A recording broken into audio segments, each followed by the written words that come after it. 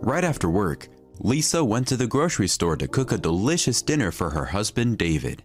And then she hurried home as soon as possible. The elevator didn't work, and Lisa had to walk up to the 25th floor with full bags.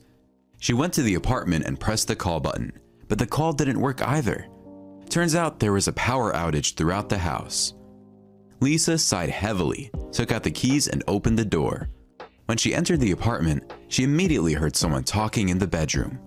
Lisa left her bags in the hallway, went to the bedroom door and began to listen. David said angrily, "Monica, why are you laughing? Lisa can come any minute. You have no idea what could happen." Monica replied, "You are so funnily afraid of your wife that it will make anyone laugh. Why are you so afraid of her? What can she do to you? Maybe you are afraid that she will kick you out of the house." David said, "She can easily kick me out of the house." Monica said, "Do you think she will do it? You have 2 children. I don't think she wants to be alone in this apartment with them. Or are you afraid of something else that I don't know?" Lisa wanted to go into the bedroom and make a fuss, but she changed her mind in time and decided to be patient. An inner voice told her not to.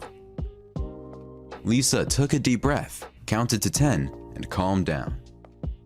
She decided to wait and listen to the end of the conversation. David said dryly, "Monica, if only you knew her, you wouldn't be saying that now." Monica stated, "How scared I am. I'm trembling all over with horror. Sooner or later, your wife has to find out." David judiciously said, "Monica, you are right. But this should not happen here and not now. You better leave now. Honestly, leave. Lisa will be back from work now, and tomorrow we will meet again. You have no idea what might happen if she sees us here now." Monica confidently said and looked sternly at David, "But I'm not afraid of her. Let her see us. It's not me who should be afraid of her, but she should be afraid of me. David, this applies to you too." David scaredly asked, "What do you want me to say?" Monica said, "I want to say something that I don't like being used. Do you understand?" David said nervously, "Monica, who's using you? I love you. We'll be getting married soon. I'm only with Lisa now because I have a few more unresolved issues. In addition, we have 2 children. When I resolve all these issues with Lisa, everything will be over. Just you and me, and there's no one between us. So stop lying down. Get dressed. I have to make the bed so that Lisa won't notice anything, and you're not dressed yet." Monica said, "David, by the way, today is the anniversary of our acquaintance." David pitifully said, "Wonderful. Let's go to a restaurant now and celebrate our anniversary there. I asked you to get out of bed and get dressed. Why are you torturing me?" Monica said, "David, I'm not going anywhere. I've been waiting for this for a long time and won't leave until I figure it out. Darling, today your wife will know everything about us, whether you like it or not." David yelled at her, "Are you out of your mind? I'm not even registered in this apartment. This is Lisa's apartment, and you want to tell her everything. What's next? Where will we live? In your rented apartment or with my mom in another city?" Monica was surprised. "What does Lisa's apartment mean? And why are you not registered in it? Why didn't you tell me this before?" David was genuinely surprised. "Why? You love me not for this apartment, do you?" Monica said, "Of course not. But darling, it's important to have an apartment these days." David joyfully shouted, "I understand you, and I have a plan." Monica asked, "What's your plan?" David said, choking with delight, "I thought of everything.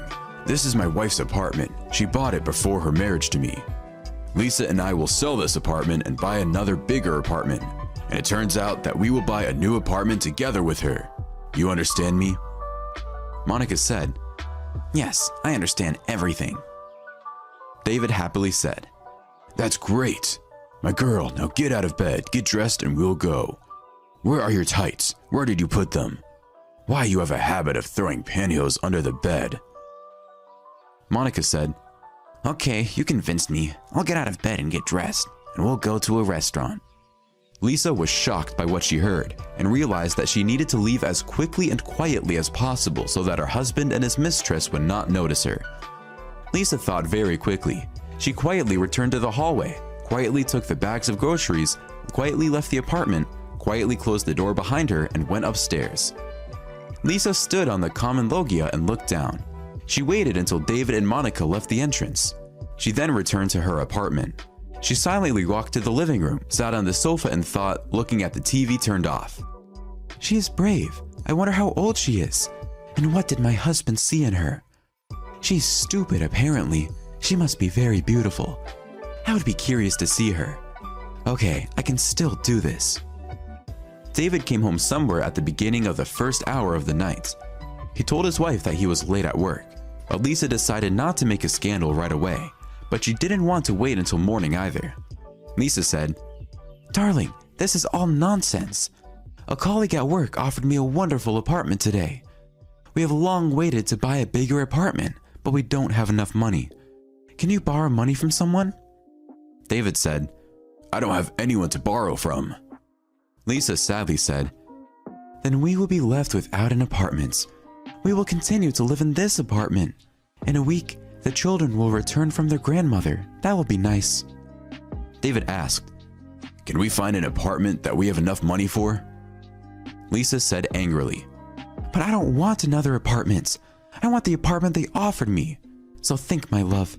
Either we stay here or look for the money." This is the first time David has seen his wife so angry.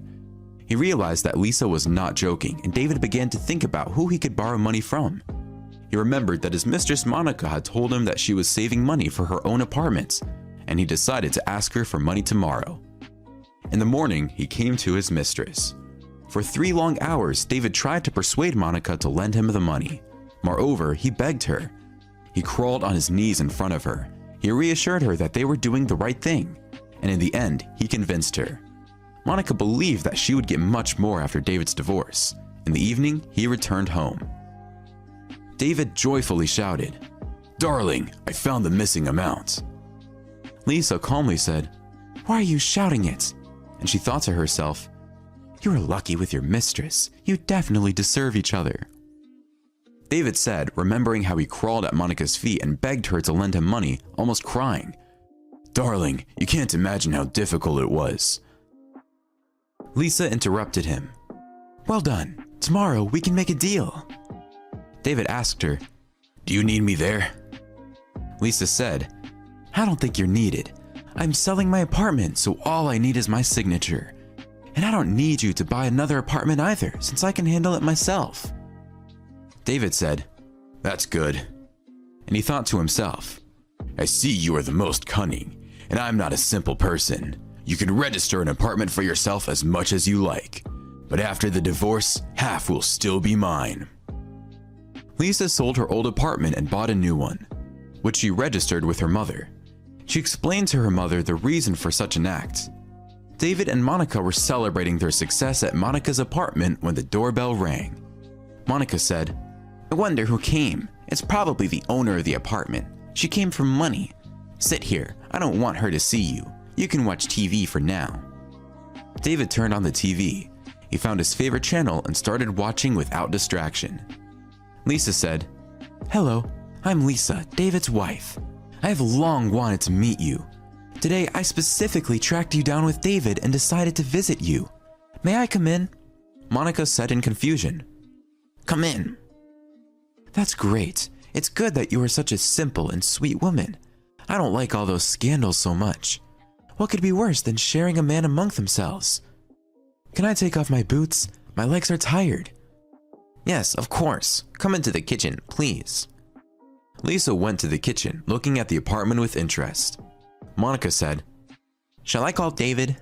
Lisa calmly said, "No need. Monica, I came to you. I no longer need David. He is now yours entirely. I'm happy for David, honestly." Monica asked in confusion, "Why are you happy for him?"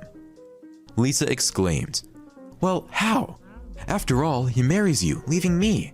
And in our time, getting married at 40 without having an apartment is possible only out of great love." Monica was surprised. "How is it that he doesn't have an apartment? I know for sure that you sold your apartment and bought a new one, and this means that it also belongs to David since you bought it in marriage. And it turns out that David is not a disadvantageous groom at 40 years old. Lisa said, "Yes, I did sell my apartment, but I didn't buy a new apartment." Monica scaredly said, "You didn't buy an apartment? And David told me what you bought."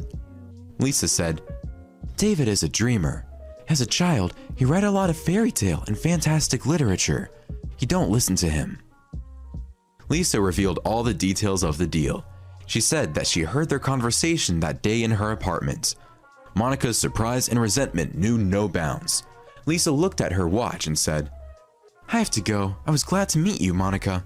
Say hello to David, and we will solve all unresolved problems with him during the divorce, about alimony and other things." "Monica, why are you silent? I understand you. You need to think things through now. So much has fallen on you right now. Don't follow me."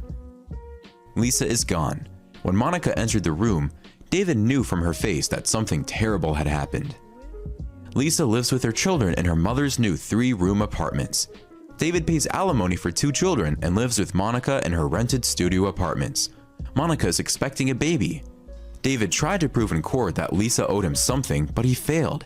His evidence base against Lisa was too weak. He spent a lot of money on lawyers for nothing.